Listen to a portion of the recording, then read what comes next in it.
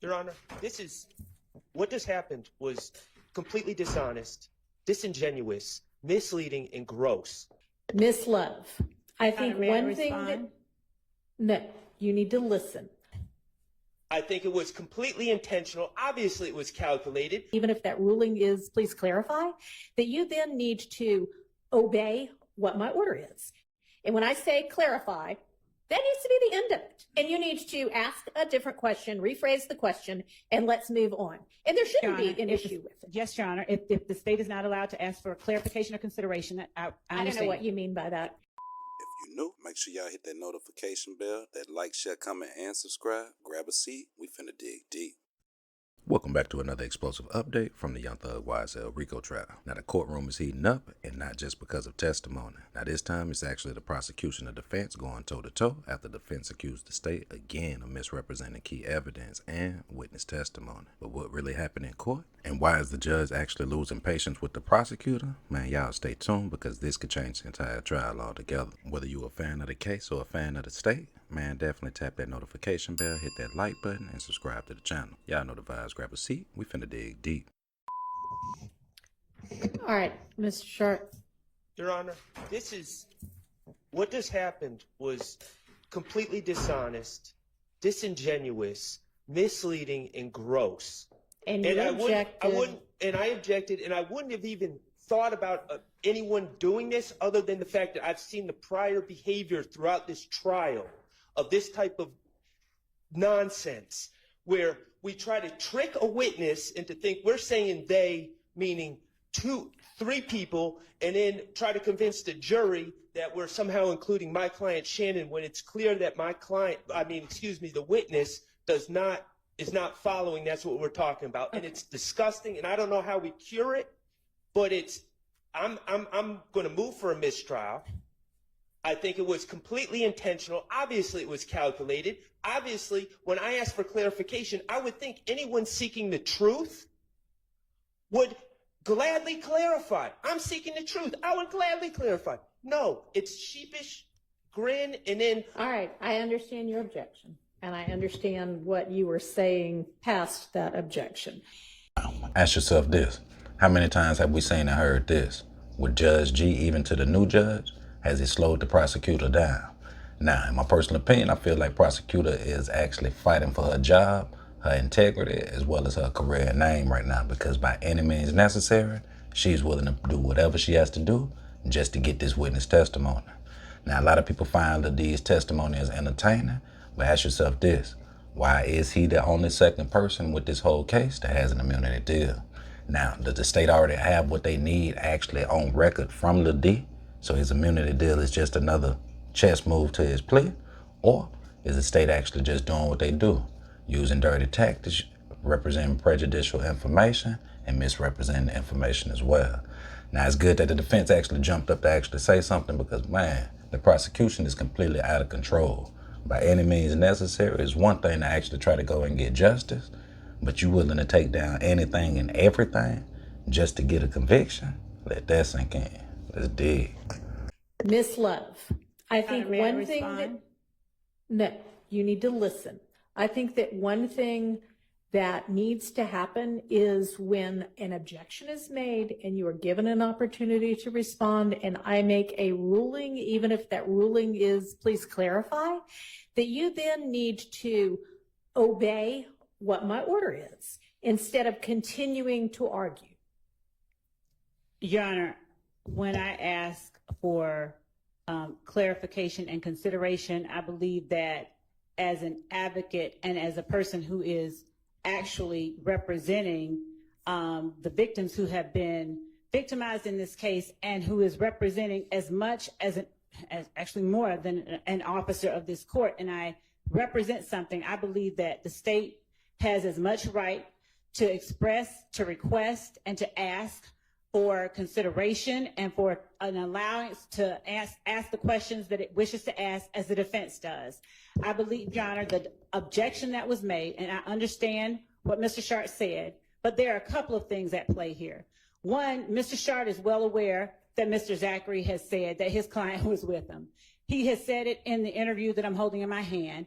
he is not being honest with the court when he is claiming that Mr. Zachary had no idea what I was talking about. I literally said Shannon, Demikion, and Mutum, and I asked him how close he was with each of them.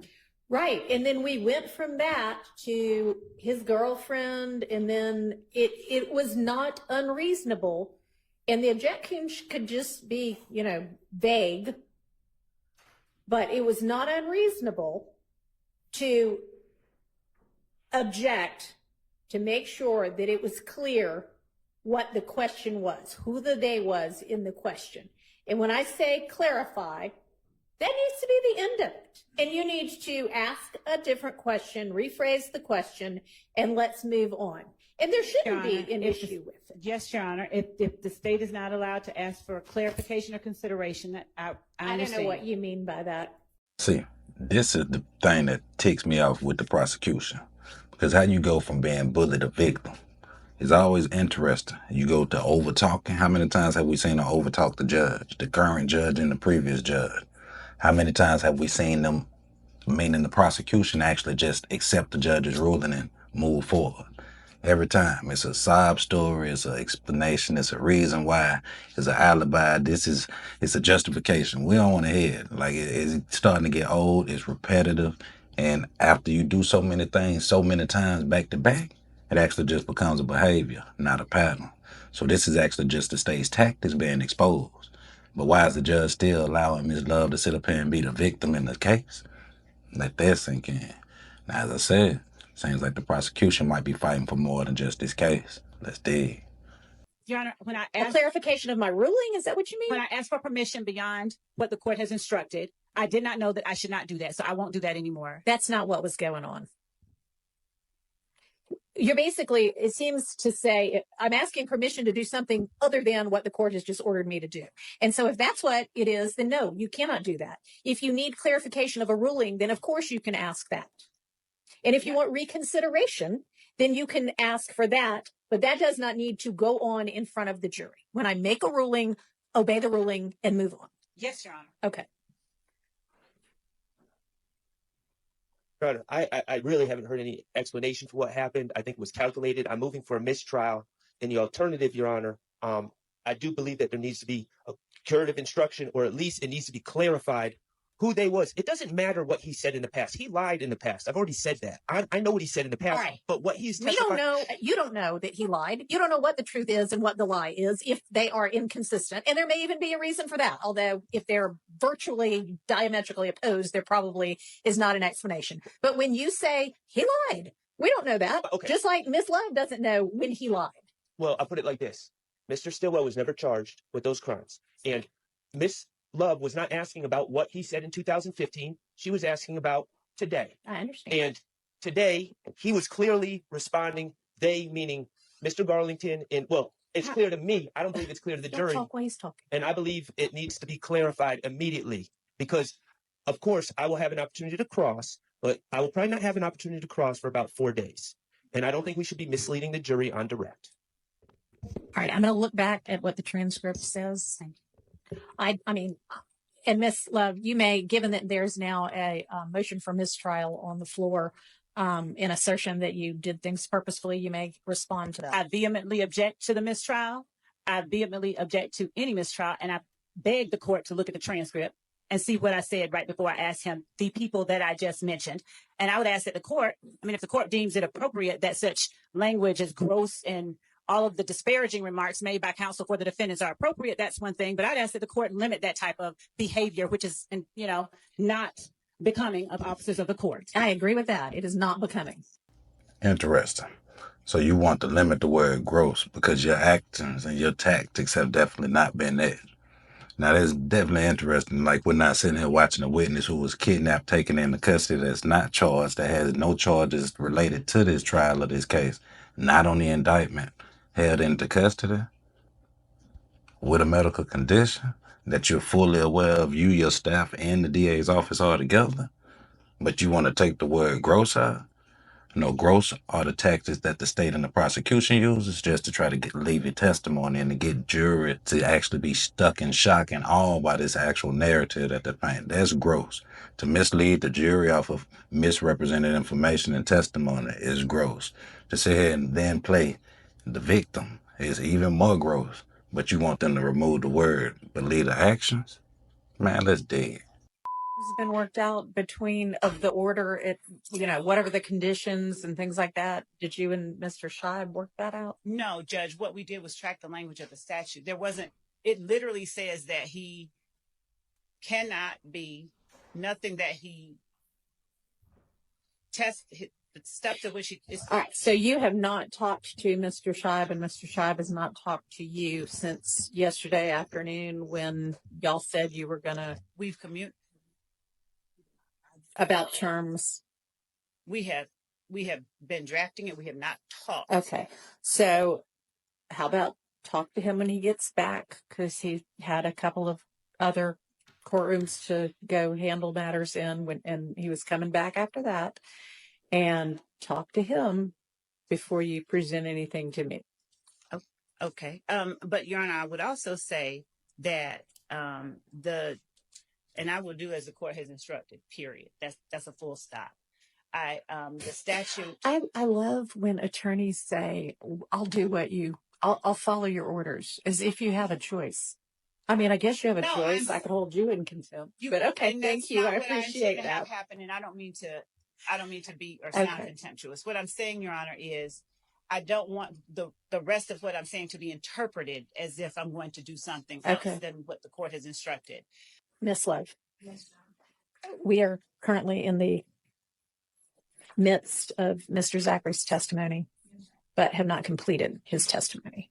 And we've already heard, and his physical and medical condition seems to be fine. And I know that when one of the defense attorneys had mentioned the possibility of not being able to complete the testimony and that being problematic, we were contemplating whether that might happen because of his medical condition. But the state had requested a material witness warrant previously because there were concerns that Mr. Zachary wouldn't appear voluntarily. And I'm not quite sure what has suddenly assuaged the state's concerns in that regard, because if he doesn't end up coming back, then we're going to be in the same problematic boat we would have been in otherwise, just for a different reason. So I need some assurances that whatever the concerns were before have disappeared before I am going to release him from the material witness warrant. And y'all can put him up in a hotel room where he's under the supervision of someone who is law enforcement.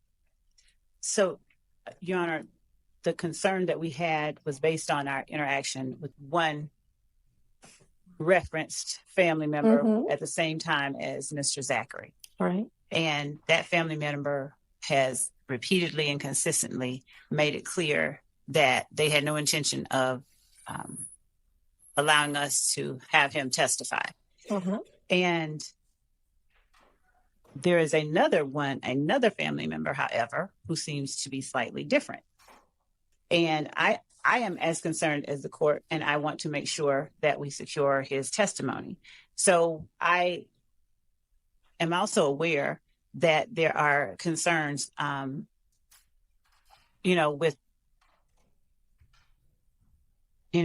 with his condition deteriorating and all of that at the jail and whatnot. Yeah. And there is concerns on our end with something happening while he's in a room with an investigator, not a medic or something like that. And they're not trained to, deal with that. But I am trying to combine.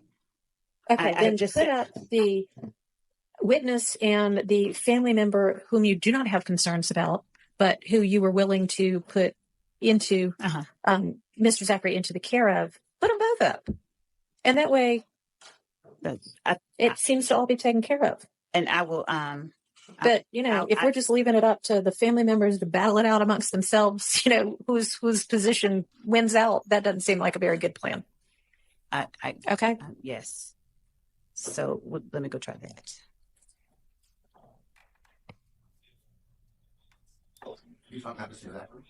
Yeah.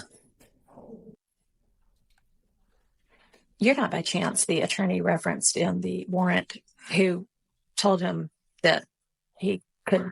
You are not by chance the attorney referenced in the affidavit in support of the warrant who allegedly advised him that he didn't have to abide by the subpoena, or the subpoena was no longer in effect, are you? And you don't have to answer that.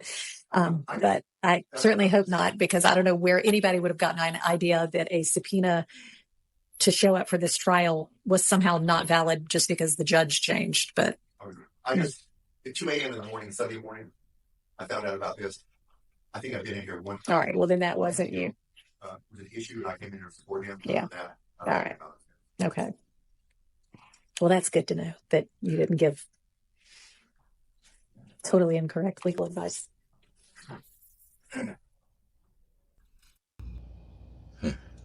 That was actually interesting. What exactly does totally incorrect legal advice mean coming from an attorney? Now, is it fair to say that possibly Lil D has been getting the wrong legal advice, whether it's coming from internal or external? But even more, if you've been watching this case, one thing that you know is that this case is all about words and verbiage. We've definitely just seen previous defendants come up here on the stand and get played in their pleas by not reading the actual verbiage. But then it made you question, was this a play from that man's attorney and the state?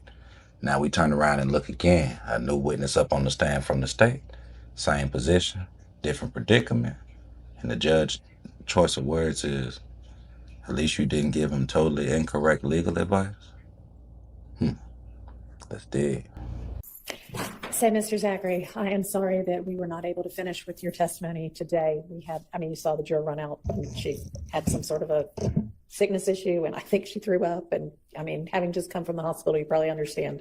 But she's too sick to continue today, and so we're going to have to pick up on Monday. And so what I think would be the best thing to do in the meantime is over the weekend to just put you up in a hotel room somewhere. You can, I know it's not awesome, but because there are certain members of your family who seem very determined to have you not finish testifying. Grown man, huh? Yeah. And I don't want there to be kind of. If I ain't want to testify, I'd sit in jail. Jail ain't letting me. I did 19 years. So you'd rather go to jail than a hotel room? I'm ready to go home. I know you are. I know. But we're going to have you in a hotel room. You are welcome to have your mom or your sister there over the weekend. But I just think that it's better if it's a more controlled environment where your father is not going to be causing stress for any of y'all. Okay? My father don't cause stress. If he cause stress with them, he supposed to do that. I know. Well, I don't know that, but if he causes stress with them, then that might cause stress to you. So.